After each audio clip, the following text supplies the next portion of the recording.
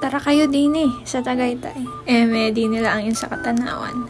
Tara kayo at samahan nyo akong puntahan ang bagong bukas na cafe din sa Tuhian. Balita ko tayo aesthetic daw dito plus meron pang magandang view.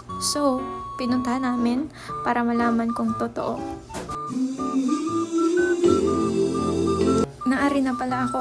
Ako'y puro kwento Tara, samahan nyo akong pumasok.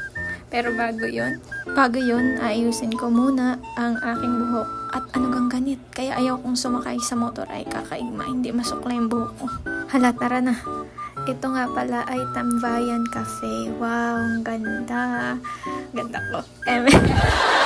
Ang ganda dito, aesthetic nga. At ayun, matapos dumaldal ay nagtingin na kung anong pwedeng ma-order at mukhang masasarap. After makapili ay di pumunta na din ako sa counter at nang mai-order ko na ang mga gusto kong bilhin. Uy, kala mo yan dami. Wala na nga yung pera Uy, in fairness, ang mabait nila, Shoutout kay Kuya Jaybert, busy sa pag-assist. Tignan nyo naman kung gaano kaganda dito.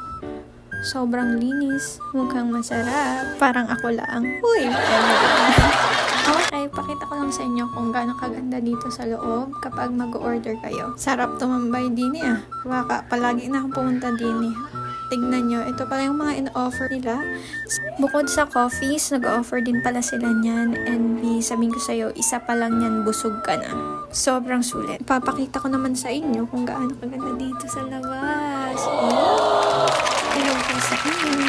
Salamat po sa pagpunta sa Tambayan Cafe. Uy, akala mo yung kami mayari. Hala, tama na. Ipapakita ko na sa inyo ang Malatagaytay view. Dito lamang sa Katanawan. Di ba ang ganda ko?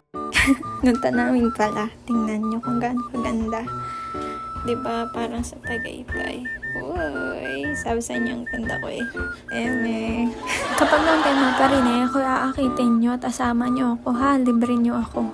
Maya-maya nandyan na yung aming order.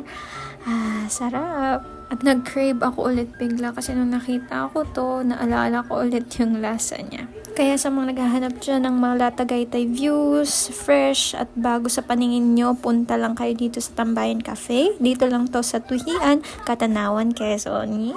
Tambayan Cafe! Baka ano ba? Char! Okay, yun lang for today's video. Ingat, bye!